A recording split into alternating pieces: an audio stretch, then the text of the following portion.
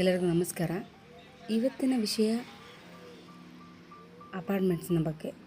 ಅಪಾರ್ಟ್ಮೆಂಟ್ಸಲ್ಲಿ ವಾಸ ಆಗೋರಿಗೆ ತುಂಬ ಖುಷಿನೂ ಇರುತ್ತೆ, ಕೆಲವ್ರಿಗೆ ಬೇಜಾರು ಇರುತ್ತೆ. ಕೆಲವರಿಗೆ ಅಪಾರ್ಟ್ಮೆಂಟ್ಸ್ ಅಂದರೆ ತುಂಬ ಇಷ್ಟ ಇರುತ್ತೆ. ನಾವು ಅಲ್ಲಿ ಹೋಗಿ ತೊಗೊಳಕ್ಕಾಗಿಲ್ಲ, ಇರೋಕ್ಕಾಗಲ್ಲ ಅಂತ.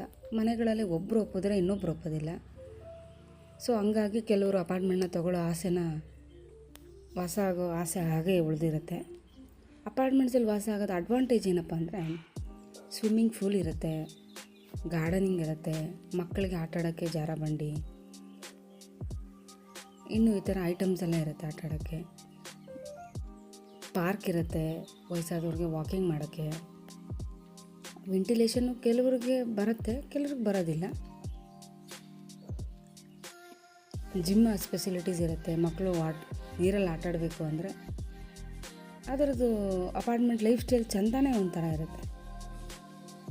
ಯಾರಾದರೂ ಅಪಾರ್ಟ್ಮೆಂಟ್ಸಿಗೆ ಹೋಗಿದ್ರೆ ಅದು ಗೊತ್ತಾಗುತ್ತೆ.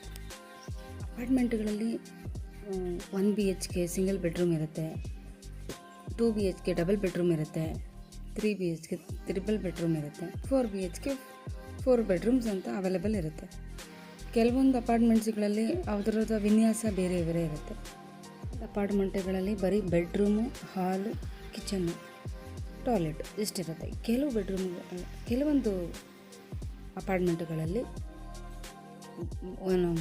ಲಿವಿಂಗ್ ರೂಮ್ ಕೂಡ ಇರುತ್ತೆ, ಸ್ಟಡೀಸ್ಗೆ, ಮಕ್ಕಳ ಸ್ಟಡೀಸ್ಗೆ, ಇಲ್ಲ ಒಂದೊಂದು ಬೇರೆ ಆ್ಯಕ್ಟಿವಿಟೀಸ್ಗೆ, ಗರ್ಲ್ಸ್ಗೆ ಅಥವಾ ಲೇಡೀಸ್ಗೆ ಮತ್ತು ಮೆನ್ಸ್ಗೆ ಬೇರೆ ಆ್ಯಕ್ಟಿವಿಟೀಸ್ಗಂತ ಲಿವಿಂಗ್ ರೂಮ್ನ ಎಕ್ಸ್ಟ್ರಾ ಆಗಿ ಮಾಡ್ಕೋಬೋದು. ತುಂಬ ಅಡ್ವಾಂಟೇಜಸ್ಸು ಇದೆ ಅಪಾರ್ಟ್ಮೆಂಟ್ಗಳಲ್ಲಿ ವಾಸ ಆಗೋರಿಗೆ. ಅಪಾರ್ಟ್ಮೆಂಟ್ ಲೈಫ್ ಸ್ಟೈಲ್ ಎಷ್ಟು ಚೆಂದ ಇರುತ್ತೆ. ನನಗೆ ತುಂಬ ಇಷ್ಟ ಅಪಾರ್ಟ್ಮೆಂಟ್ಸ್ ಅಂದರೆ. ಕಾರಣಾಂತರಗಳಿಂದ ತೊಗೊಳಕ್ಕಾಗಲಿಲ್ಲ. ಇದು ನೋಡಿ, ಒಂದು ಅಪಾರ್ಟ್ಮೆಂಟ್ನ ವ್ಯೂ ಹೆಂಗಿದೆ, ಹೆಂಗೆ ಕಾಣ್ತಾ ಇದೆ ಅಂತ. ಸ್ವಿಮ್ಮಿಂಗ್ ಪೂಲ್ ನೋಡಿದ್ರಿ. ಗಾರ್ಡನಿಂಗ್ ಅಂತೂ ತುಂಬ ಚೆನ್ನಾಗಿ ಮೇಂಟೈನ್ ಮಾಡಿದ್ದಾರೆ. ಎಷ್ಟು ಚೆನ್ನಾಗಿ ಕಾಣುತ್ತೆ ನೋಡಿ ಗಾರ್ಡನಿಂಗ್.